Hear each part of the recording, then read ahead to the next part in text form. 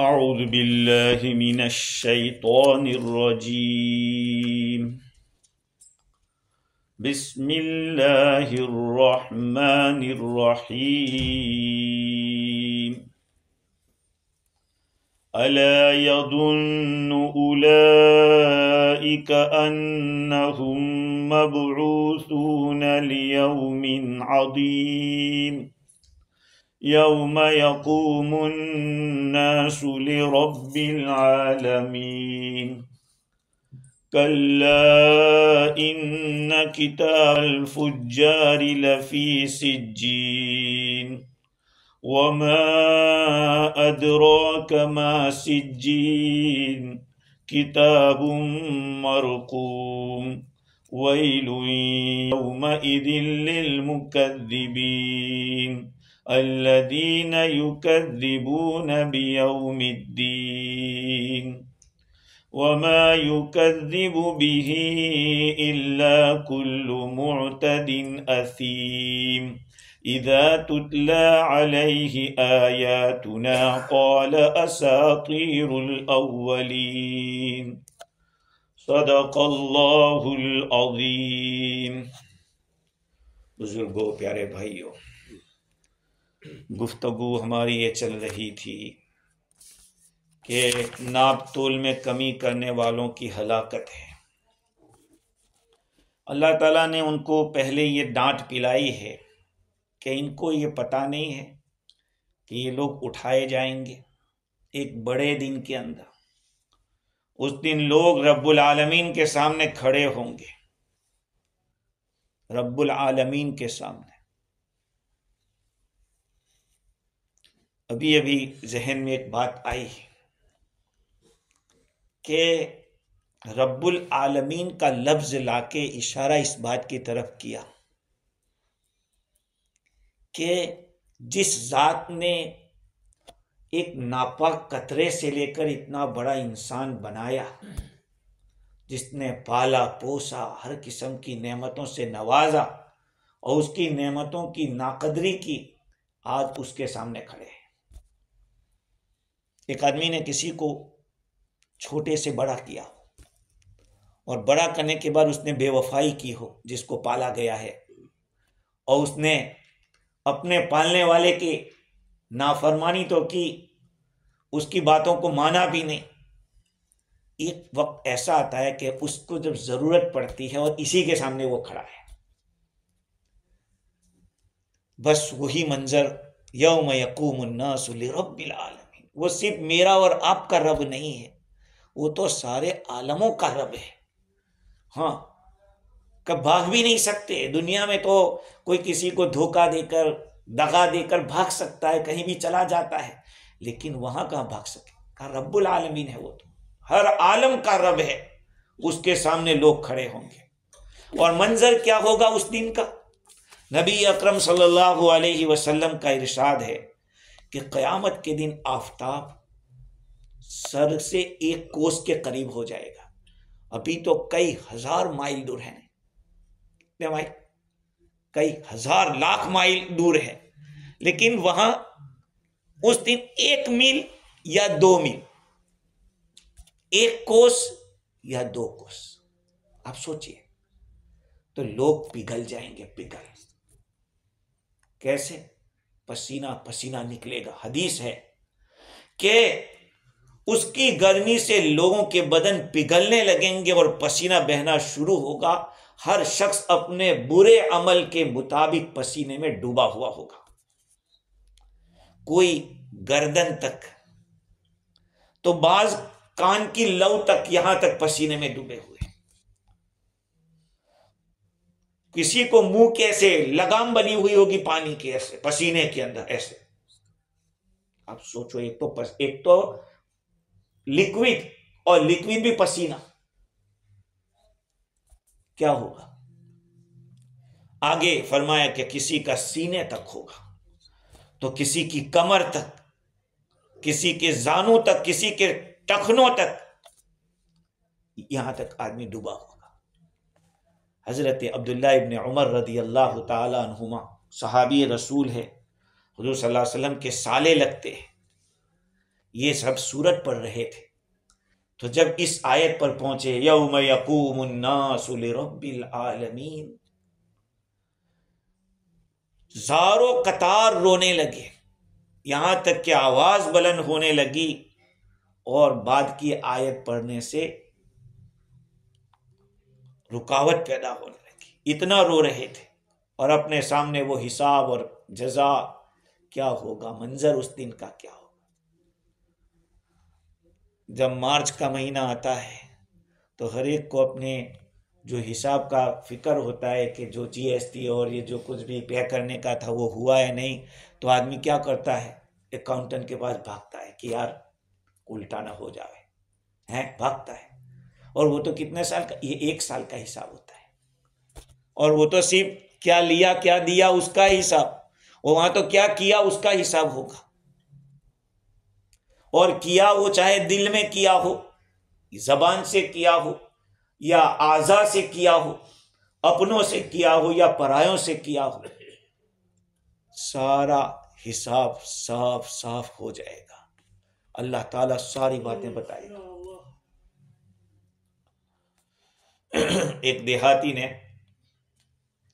عبد الملک ابن مروان سے یہ کہہ دیا، اس زمانے کا بادشاہ سمجھو عبد الملک بن مروان، کہا انک قد سمعت ما قال تعالی، تو نے سنا کہ اللہ تعالیٰ نے کیا فرمایا ہے سورہ مطففین کے اندر.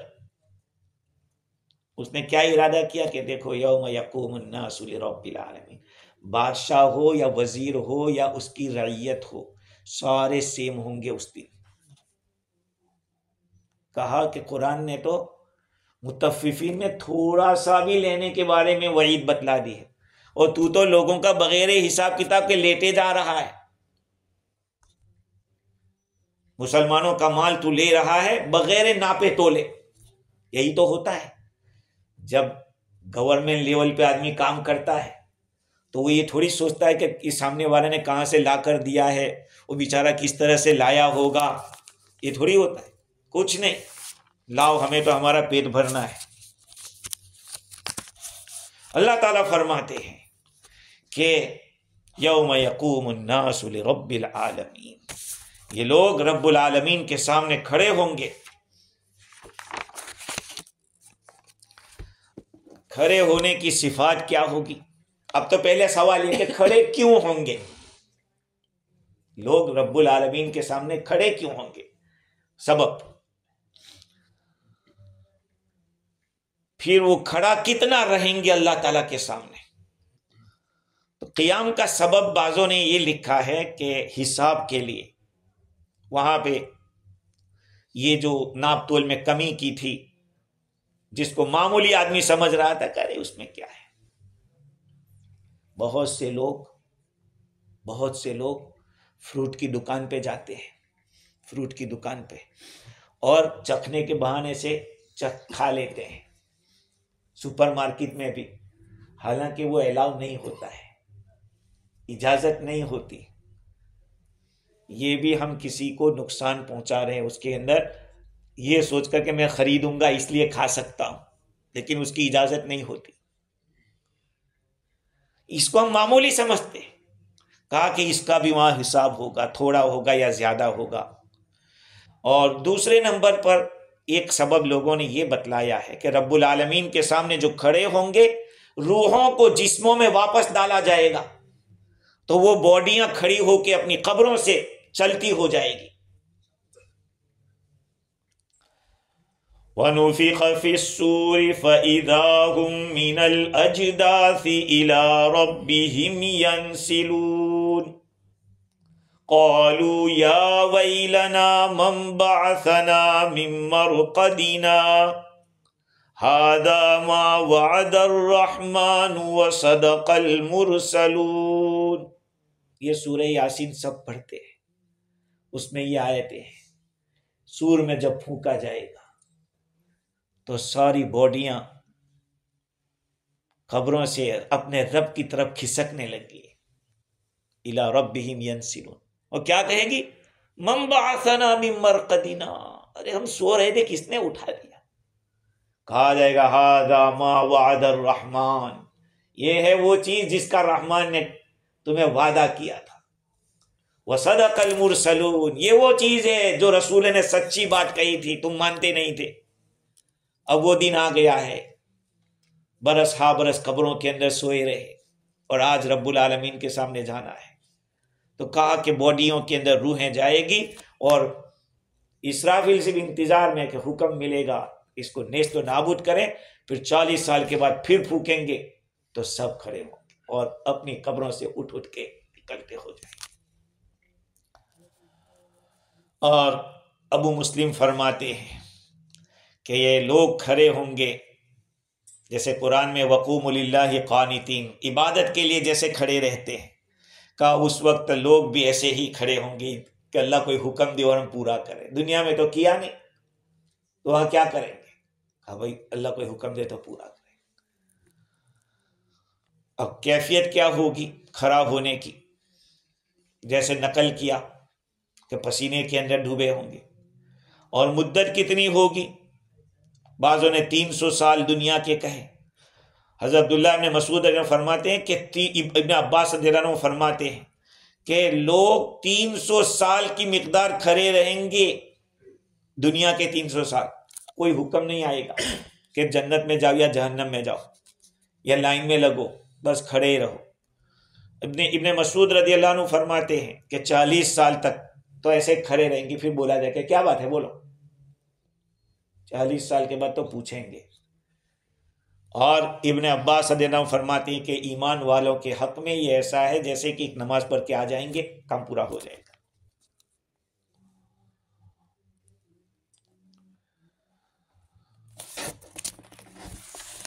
یوم یقوم الناس لرب العالمین، اللہ تعالیٰ نے ناپ تول کی کمی کرنے والوں کے لیے الگ الگ طریقے کی یہاں وعیدیں بتلائی۔ ایک تو ویل کا لفظ کہا کہ ویل للمطففین، دوسرا یہ کہ کیا ان کو پتہ نہیں کہ اٹھائے جائیں گے، تیسرا یہ کہ ایک بڑے دن میں اٹھائے جائیں گے، چوتھا یہ کہ یوم یقوم الناس لرب العالمین، مطلب یہ جب کھڑے ہوں گے اللہ تعالیٰ کے سامنے نہایت ہی ذلت کے ساتھ، عاجزی کے ساتھ، کلا ان کتاب الفجار لفی سجین۔ اچھا ایک سوال یہ ہوتا ہے کہ اللہ تعالیٰ اتنا رب العالمین، اتنا بڑا سخی، اتنا بڑا کرم والا، تو بڑے بڑے کام کے لیے سب کو جمع کرنا چاہیے ہے، اور یہ تو چھوٹی چھوٹی چیز کے لیے اللہ تعالیٰ جمع کرے گا کہ کسی کے 5 گرام چاول زیادہ لے لیے تھے اس کے لیے، یا کسی کا کوئی قلم لے لیا تھا اس کے لیے، کہ چھوٹی چھوٹی بات کے لیے اللہ تعالیٰ پوری دنیا والوں کو جمع کریں گے؟ یہ ایک سوال ہوتا ہے۔ اس سوال کا جواب ان آیات میں ہے جو پڑھی گئی پہلے۔ اصل میں اللہ تعالیٰ کی جو ربوبیت ہے، اللہ تعالیٰ کی جو عظمت ہے، وہ 2 طرح سے ظاہر ہوتی ہے، 2 طرح سے۔ ایک، بھائی دنیا کا کوئی انسان بھی ہو نہیں، اس کا پاور 2 طرح سے دکھتا ہے۔ ایک تو یہ پاور، طاقت کیا ہے اس کے پاس، ایک، اور دوسرا یہ کہ اس کے پاس وزڈم کیا ہے، علم کیا ہے۔ 2 چیزوں سے انسان کا یہ ظاہر ہوتا ہے۔ اللہ تعالیٰ کی قدرت رب العالمین کہہ کر تو ظاہر کر دیا کہ وہ رب العالمین ہے، لیکن اللہ تعالیٰ کی حکمت کا ظہور کیسے ہوگا؟ ایسے ہوگا کہ ظالم چاہے تھوڑا بھی ظلم کیا ہو، مظلوم کو اس کا حق دلایا جائے، اور جتنی چھوٹی چھوٹی بات پہ پکڑ ہوتی ہے نا، اس کو بہت زیادہ اہمیت دی جاتی ہے۔ نہیں، کہتے ہیں نا یار فلاں جگہ کا امیگریشن بہت بھاری ہوتا ہے، وہ تو چھوٹا چھوٹا بھی پکڑتے ہیں، تو لوگ اس کو بڑا سمجھتے ہیں، اور جہاں بڑے بڑے مجھ بھی نکل جاتے ہیں اس کی کوئی قیمت نہیں سمجھتا کہ وہ تو بہت ایزی ہے۔ چھوٹی چھوٹی بات پہ جو پکڑ کرے، اللہ تعالیٰ کی یہاں بھی یہی ہوگا، اس دن چھوٹی چھوٹی بات کے اوپر پکڑ ہوگی۔ آگے اللہ تعالیٰ فرماتے ہیں کلا ان کتاب الفجار لفی سجین وما ادراک ما سجین۔ کلا، یہ لفظ کلا جو ہوتا ہے، اوپر کوئی جو بات کہی گئی ہے اس سے کہنے دے کہ نہیں تم جو سوچ رہے وہ نہیں ہے، ڈانٹنے کے لیے کہ رہو وہ غلط ہے تم جو سوچ رہے ہو. کلا ان کتاب الفجار لفی سجین. اللہ تعالیٰ نے اوپر جو گناہ بتلایا ناپ تول میں کمی کرنے کا، اس گناہ کو اور اللہ تعالیٰ بڑا بتلانا چاہتے ہیں. اس کے لیے یہ نالائکی کرنے والے لوگوں کے نامہ اعمال کہاں ہوں گے، کہاں لکھا ہوا ہوگا. اب ایک آدمی یہ سوچ سکتا ہے کہ ہم نے کوئی گناہ کر لیا، 80 سال پہلے کیا تھا، 100 سال پہلے کیا تھا، تو وہ وہاں کہاں دکھائیں گے کہ یہ لکھا ہے یا تم نے یہ کیا تھا. آج کے زمانے میں سمجھنا آسان ہو گیا، اس لیے کہ یہ کیمرہ کا، ڈیجیٹل کیمرے کا زمانہ ہے، ڈیجیٹل کا زمانہ ہے. آپ نے کوئی حرکت کبھی کی تھی سال پہلے، 2 سال پہلے، اس کو جمع کر کے دکھا سکتے ہیں کہ بھائی دیکھو یہ تم نے، ہمارے پاس ریکارڈ ہے اس کا. تو کوئی یہ پوچھ سکتا تھا کہ یہ چھوٹی چھوٹی باتیں لکھی کہاں ہیں، اور لکھا ہے تو ان کے نامہ عمل کہاں ہے، کہاں چھپا کے رکھے. دنیا کے اندر تو فائلیں غائب کر دی جاتی ہے، دنیا کے پیسے دے دلا کر فائلیں غائب کر دی جاتی ہے. اور جو چور ہوتا ہے وہ اپنے آپ کو ساؤ دکھاتا ہے. نہیں، انڈیا کا پرائم منسٹر بالکل جاہل ان پڑھ ہے، لیکن اپنے کو BA کی ڈگری دکھا رہا ہے کہ میں اتنا پڑھ. یہ کیا ہے؟ تو دنیا کے اندر فائلیں غائب ہوتی ہیں، وہاں فائلیں غائب نہیں ہوگی. وہاں فائلیں ایسوں کے ہاتھ میں ہیں، وہ فرشتوں کے ہاتھ میں ہیں. تو ایک سوال تھا، تو اللہ تعالیٰ نے فرمایا کلا، باز آ جاؤ، تم جو سوچ رہے ہو کہ یہ جو کرتے جا رہے ہیں اس کا کچھ پتہ نہیں چلے گا، ہرگز نہیں، ایسا نہیں ہے. بلی دودھ پیتی ہے، آنکھ بند کر کے پیتی ہے. جب اچانک سے کوئی ڈنڈا پڑتا ہے تو پتہ چلتا ہے کہ یہاں کوئی دیکھ رہا تھا. وہ آنکھ بند کر کے سوچتی ہے کہ مجھے کوئی دیکھتا نہیں ہے، اس کو نہیں دکھتا، آنکھ بند ہے اس لیے کہ جب ڈنڈا پڑتا ہے اچانک تو اس کو ہوش آتا ہے کہ ہاں کوئی اور بھی دیکھ رہا تھا. تو اللہ تعالیٰ نے کلا کہہ کر یہ بتایا کہ یاد رکھو، تم جو سوچ رہے ہو کہ یہ چھوٹی چیز ہے، چھوٹی چیز نہیں ہے، کلا. اور بعض حضرات نے کہا کہ یہ کلا بمعنی حقا بھی ہوتا ہے، یعنی سچ بات یہ ہے، ان کتاب الفجار لفی سجین، یہ نالائقوں کے نامہ اعمال سجین میں ہوں گے. وما ادراک ما سجین، تجھے کیا پتا کہ سجین کیا ہے؟ کتاب مرقوم، ایک لکھی ہوئی کتاب ہے، ایک دفتر ہے جو لکھا ہوا موجود ہے. تو سجین کا جو لفظ ہے، سجین بنا ہے سجنن سے. عربی زبان میں سجن کہتے ہیں قید خانے کو، لاکر ہے، پریزر، اس کو کہتے ہیں قید خانے کو سجن کہتے ہیں. اسی سے یہ سجین بنا ہے. اب علماء نے اس میں اختلاف کیا کہ سجین کوئی جگہ کا نام ہے یا کس کا نام ہے، وہ کہاں آئی ہے، کئی قسم کی باتیں ہیں. بعض حضرات کہتے ہیں کہ یہ لفظ بنا ہے سجنن سے، اور بعض کہتے ہیں کہ نہیں، یہ ڈائریکٹ نام بنا ہے. 7ویں زمین کے نیچے، ساتوں زمین کے نیچے ایک جگہ ہے، اس جگہ کا نام سجین ہے. اور یہ قول ابن عباس رضی اللہ عنہما اور عطا، قتادہ، مجاہد، ضحاک اور ابن زید، ان سب کا کہنا یہ ہے کہ 7 زمین کے نیچے یہ جگہ ہے. اب ظاہری بات ہے، جتنا نیچے جائے گا وہ اندھیرا بھی ہوگا، اندھیرا ہوگا، بدبو بھی ہوگی خوب. اور حضرت برا رضی اللہ عنہ فرماتے ہیں کہ حضور اکرم صلی اللہ علیہ وسلم نے فرمایا کہ سجین اسفل 7 اراضین، 7 زمین کے نیچے. لیکن عطا خراسانی فرماتے ہیں کہ اس میں ابلیس اور اس کی ذریت رہتی ہے، ابلیس اور اس کی اولاد رہتی ہے. اور بعض حضرات نے یہ کہا کہ 7 زمین کے نیچے ایک بڑی چٹان ہے، اس چٹان کا نام سجین ہے. بعضوں نے یہ کہا کہ جہنم میں ایک ویل ہے، کنواں ہے، اس کنویں کا نام سجین ہے. 4 مختلف باتیں، لیکن یہ ہے کہ ایک جگہ کا نام. کیا ہوگا؟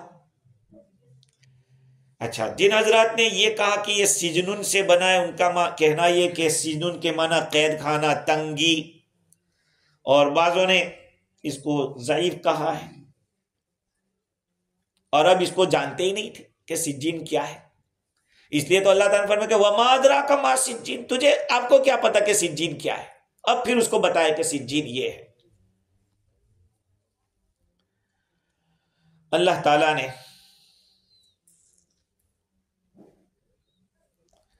بہت ساری چیزیں اپنے بندوں کے اوپر ظاہر کی ہے، اور بہت ساری چیزیں ایسی ہے جس کو ظاہر نہیں کیا ہے، اور چیزوں کو اس کے مقام کے اعتبار سے۔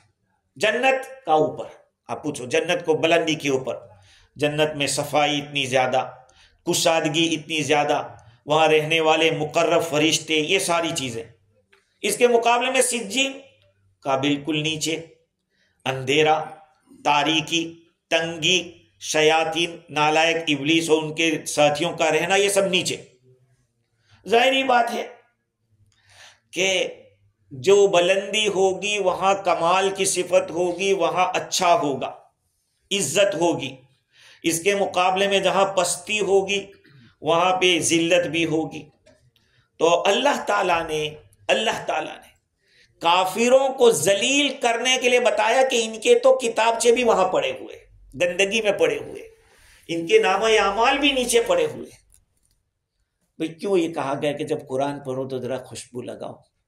ہے کیوں کرا؟ یہ قرآن کا اکرام ہے، اس کی تعظیم ہے، کپڑے پر آدمی خوشبو لگاوے اور قرآن کو بھی اس طرح سے معطر کرے، اچھی چیز ہے۔ تو ان کے جو اعمال نامے اتنے گندے، کہا کہ اس کو وہی ایسی جگہ پہ رکھا جائے گا۔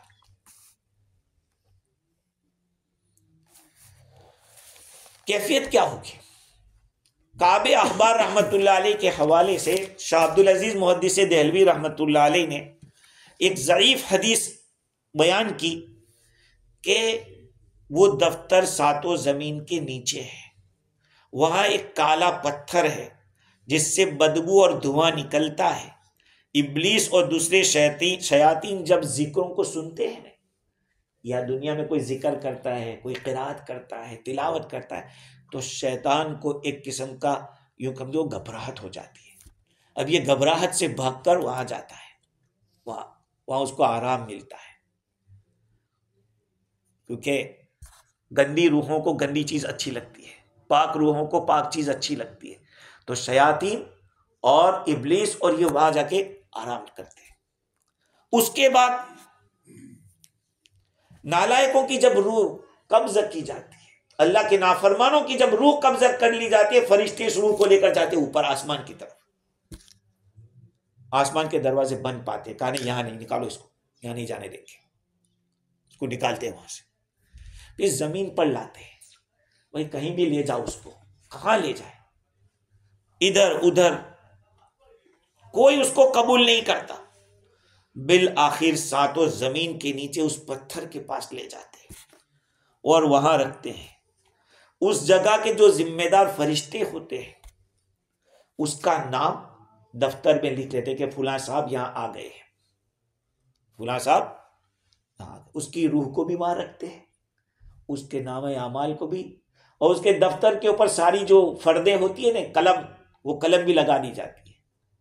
بھئی جیسے اللہ تعالیٰ نے ہر چیز کی مثال دنیا میں رکھی ہے، جیسے جنت کی نعمتوں کی مثالیں دنیا میں ہیں، وہ ایسے ہی اگر ایک قیدی جاتا ہے جیل خانے میں تو وہاں بھی پہلے اس کا نام لکھا جاتا ہے، بھئی کس ڈپارٹمنٹ میں اس کا یہ ہے، کہ کون سے لیول کا قیدی ہے، بہت بڑا مافیا ہے، کیا ہے، کہ اس کو اس جگہ پہ رکھو، کوئی چھوٹا موٹا ہے کہ اس کو یہیں رکھو۔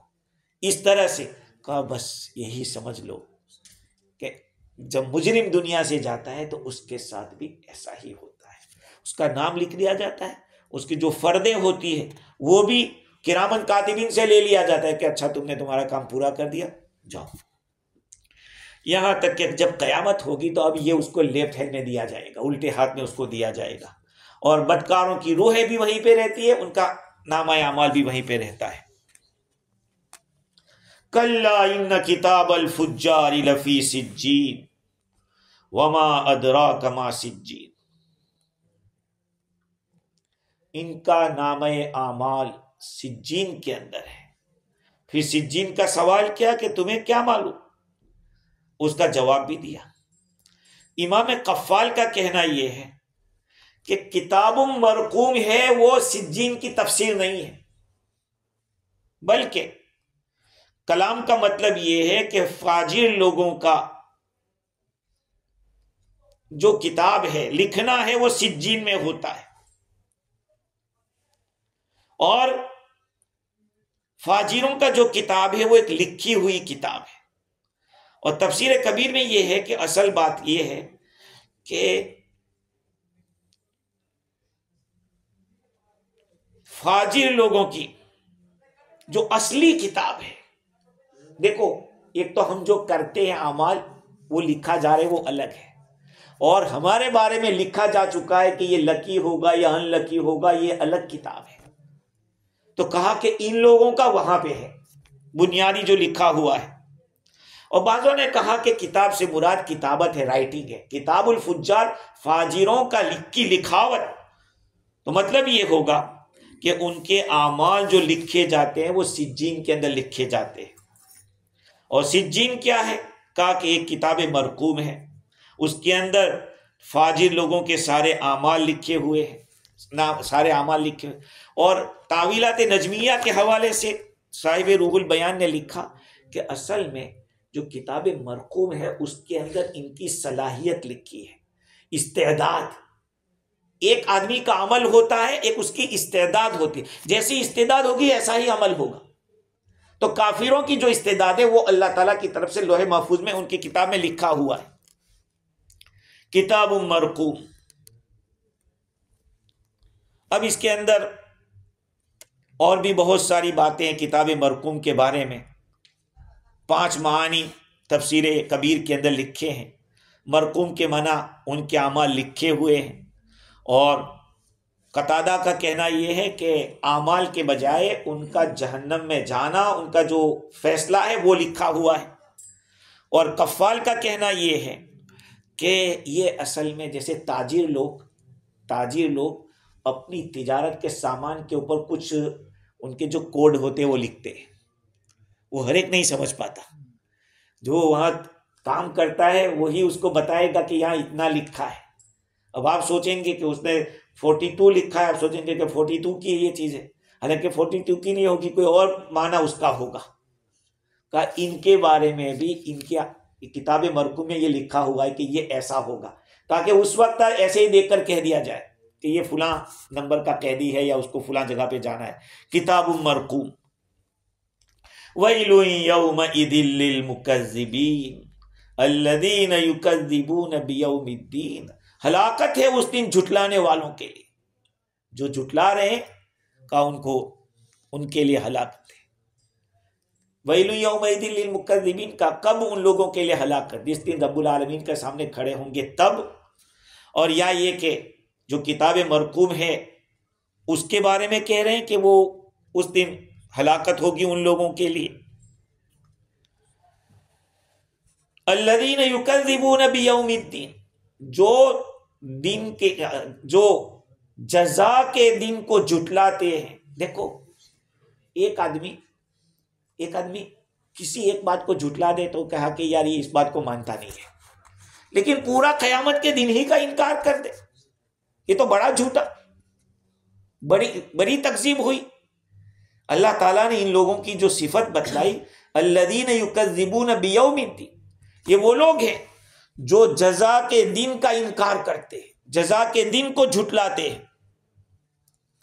صرف اس بات کا انکار کرے کہ یار چھوٹی چھوٹی باتیں کہاں اللہ پوچھے گا، یہ چلو ٹھیک ہے اتنا تو چھوٹا ہے، ایک آدمی اتنا سوچ رہا ہے، ایک آدمی یہ سوچ رہا ہے کہ اللہ تعالیٰ بڑا کریم ہے معاف کر دے گا، یا یہ کہ عقائد کے بارے میں پوچھا جائے گا، معاملات کے اندر اتنا زیادہ نہیں ہوگا، معاشرت میں اتنا زیادہ نہیں ہوگا، چھوٹی جزوی چیزوں کا انکار کر کہا کہ یہ تو ایسے نہیں ہے، یہ تو اس دن کا انکار بالکل مانتے ہی نہیں کہ اس دن ایک دن جانا ہے اللہ کے سامنے، یہ تو بڑے جھوٹے ہیں، بہت بڑا جھٹلانے والے۔ وما یکذب بہ الا کل معتد اثیم، اور قیامت کے دن کا انکار وہی کر سکتا ہے جو بہت زیادہ کفر میں پہنچا ہوا ہو اور بڑا گنہگار ہو.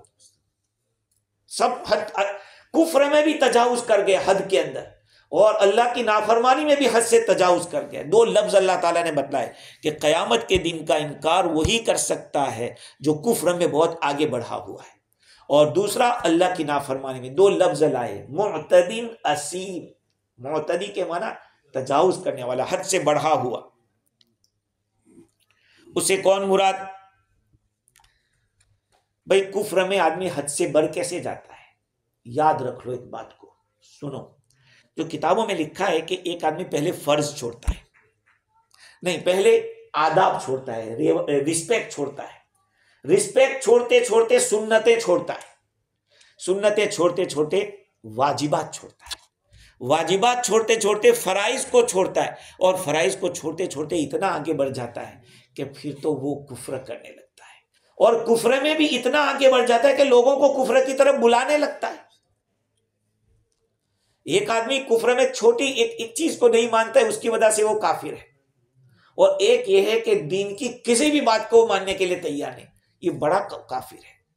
تو ان لوگوں کو جو قیامت کے دن کو نہیں مانتے، ان لوگوں کو بڑا کفر والا کہا. کیوں؟ اس لیے کہ قیامت کے دن کا انکار ہے، وہاں اللہ تعالیٰ کی ربوبیت کے ہمیشہ ہونے کا بھی انکار کر رہا ہے. بھئی اللہ رب ہے، یہ رب رہے گا. یہ نہیں کہ ہم دنیا میں ہیں وہاں تک ہمارا رب ہے، جب تک دنیا میں وہیں تک ہمارے پہ اس کی عبادت کرنا ضروری ہے، اور آنکھ بند ہو گئی تو وہ ہمارا مالک نہیں رہا، ہم اس کے مملوک نہیں رہے. ایسا نہیں، ہمیشہ سے ہم اس کے مملوک ہیں، بندے ہیں اور بندے رہیں گے. وہ ہمارا رب ہے، رہے گا ہمیشہ. تو جو آدمی قیامت کے دن کا انکار کرتا ہے، اس کا کیا مطلب؟ مر گئے، خلاص، ہم کہاں پھر قابو میں آئیں گے، ختم ہو جائیں گے مٹی میں، کہاں پھر کچھ پوچھے گا. تو ایک قیامت کے دن کا انکار کرنے والا اللہ کے انصاف کا بھی انکار کر رہا ہے، اللہ تعالیٰ کے رب ہونے کا بھی انکار کر رہا ہے، اور اس کے ساتھ ساتھ دوبارہ پیدا کرنے کا جو اس کا انکار ہے. اس کے کفر میں یہ بڑھتا چلا جاتا ہے، بڑھتا چلا. آپ نے دیکھا ہوگا کہ ابھی کچھ دنوں پہلے ہندوستان کے اندر ایک مسلمان نے کافروں کی تائید کی، چاہے سیاسی فائدہ اٹھانے لگے یا پبلسٹی کے لیے. آج تو آدمی مشہور ہونے کے لیے کفر بھی کرتا ہے، مشہور ہونے کے لیے.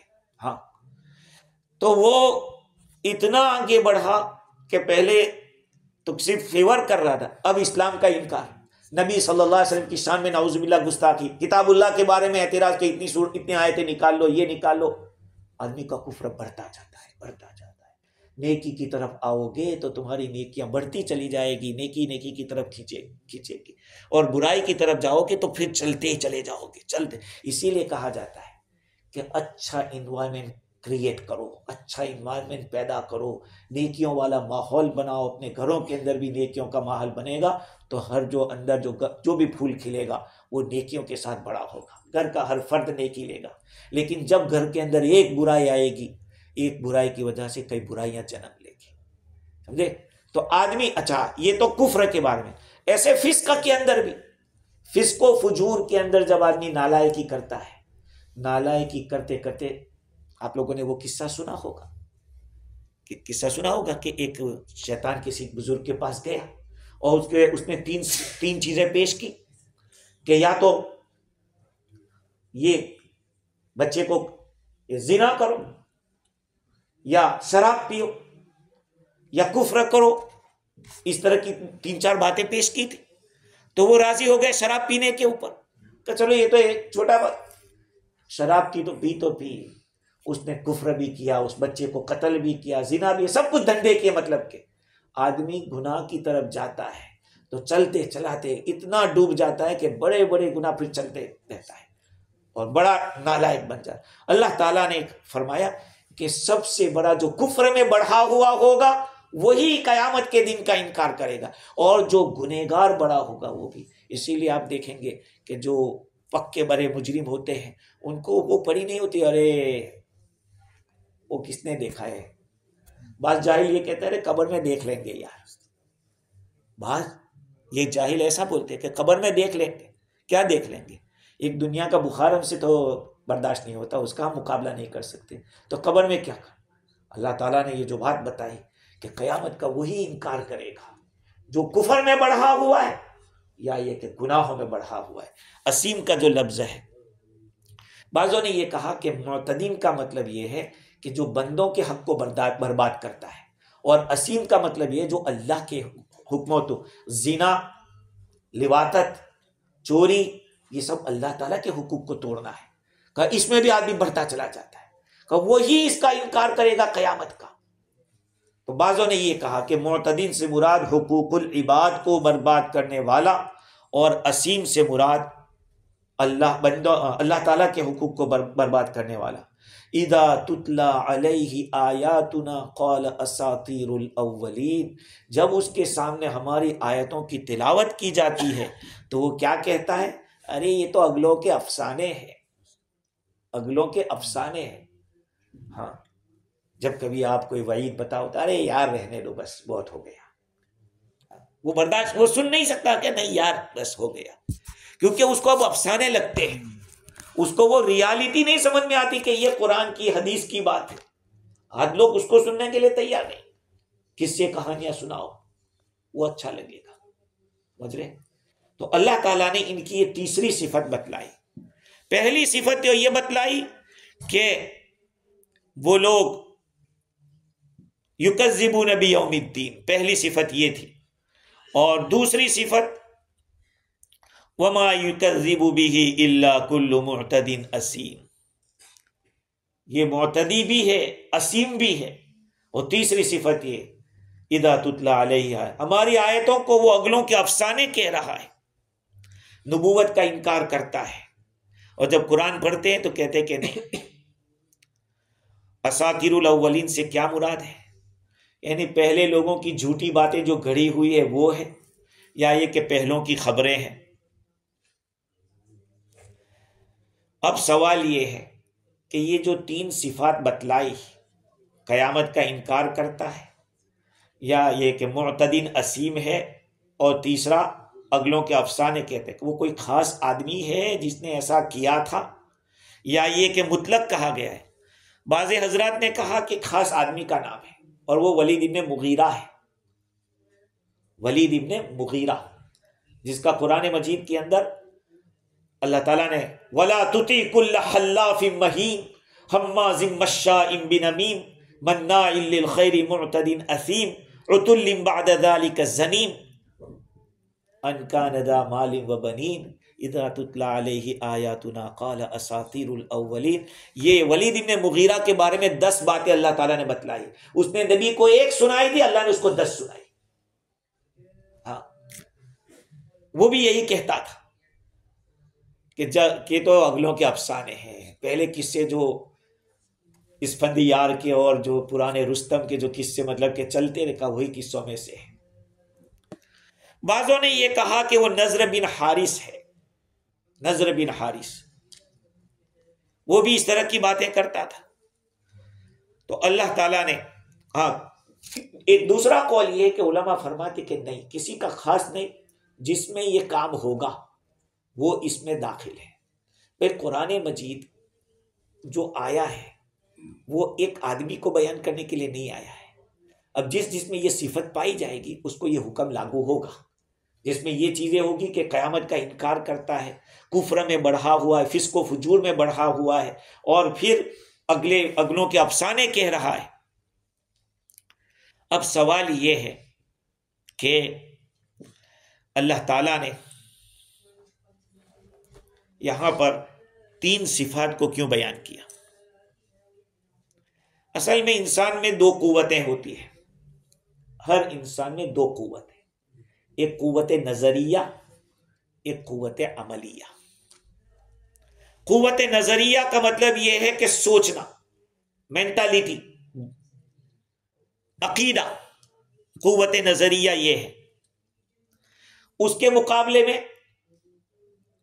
قوت نظریہ جو ہے صحیح عقیدہ ہو، اس کے مقابلے میں اللہ تعالیٰ کے ساتھ ایسی چیزوں کو ماننا جو اللہ کی شان کے خلاف ہے۔ اللہ تعالیٰ نے جن چیزوں سے منع کیا ہے اس کو کرنا، یہ اس کے خلاف آتا ہے۔ اللہ تعالیٰ کی جتنی بھی معلومات ہے ان ساری چیزوں کے بارے میں ہم کو ماننا ضروری ہے، اور ہر چیز کے ساتھ اللہ کا کنیکشن ہے۔ خالق اور مخلوق کا کنیکشن تو بالکل چھوٹا تو یہی ہے، خالق اور مخلوق کا۔ یہ چیز بنائی گئی ہے تو بنانے والے اور یہ بننے والی چیز میں کنیکشن ہے۔ تو دنیا میں جتنی بھی چیزیں ہیں ساری چیزوں کا کانٹیکٹ اللہ تعالیٰ کے ساتھ ہے، ساری چیزیں مخلوق ہے، اللہ خالق ہے۔ اور پھر جتنا آپ اس کی طرف متوجہ ہوں گے تو اتنا تعلق بڑھتا جائے گا، اتنا آپ کا تعلق بڑھتا جائے گا۔ تو قوت نظریہ اس کے اندر یہ ساری چیزیں آتی ہیں، اور ایک قوت عملیہ ہے۔ قوت عملیہ کیا ہے؟ بندے کا کام یہ ہے کہ بھلائی کو سمجھے اور اس کو کرے، اس پر عمل کرے، اس کو اپنی زندگی کے اندر لاوے۔ قوت عملیہ کا جو اپوزٹ ہے وہ کیا ہے؟ شہوت میں آدمی کا استعمال کرنا، اپنی طاقت کو، غصے کے اندر اپنی طاقت کو استعمال کرنا۔ اور یہ جو قوت شہویہ ہے اس کا تعلق اسیم کے ساتھ ہے، اسیم کی جو صفت ہے اس کے ساتھ، اور قوت نظریہ کا تعلق معتدی کے ساتھ ہے۔ اور جو تیسرے نمبر کی چیز ہے اذا تتلی علیہ آیاتنا، اس کا تعلق نبوت کے ساتھ ہے۔ تو اللہ تعالیٰ کے بارے میں، نبوت کے بارے میں اور بندوں کے بارے میں، یہ تین چیزوں کو یہاں پہ بیان کیا گیا ہے۔ اذا تتلی علیہ آیاتنا قال اساطیر الاولین کلا بل ران علی قلوبہم ما کانوا یکسبون۔ ہرگز نہیں، باز آ جانا چاہیے، یہ جو سوچ رہے ہیں وہ سوچ غلط ہے۔ ان کا یہ کہنا کہ اگلوں کے افسانے ہیں یا پرانی باتیں ہیں، ایسا نہیں ہے۔ تو کیا بات کیا ہے؟ کہا کہ ان کے دلوں پہ زنگ لگا ہوا ہے۔ یہ زنگ ہے، وہ سچی بات کو جانے نہیں دیتا۔ اب یہاں سے انشاءاللہ اپنے کل دیکھیں گے کہ وہ زنگ کیا ہے، زنگ لگتا کس سے ہے اور زنگ دور کس سے ہوتا ہے۔ اس لیے کہ حدیث میں آتا کہ دلوں کو زنگ لگ جاتا ہے، اور اس زنگ کو دور کرنے کے لیے ذکر اللہ اور تلاوت قرآن، اس سے آدمی کے دل کا زنگ دور ہوتا ہے۔ انشاءاللہ مزید گفتگو کل کریں گے۔ سبحان اللہ، سبحانک اللہم و بحمدک، نشہد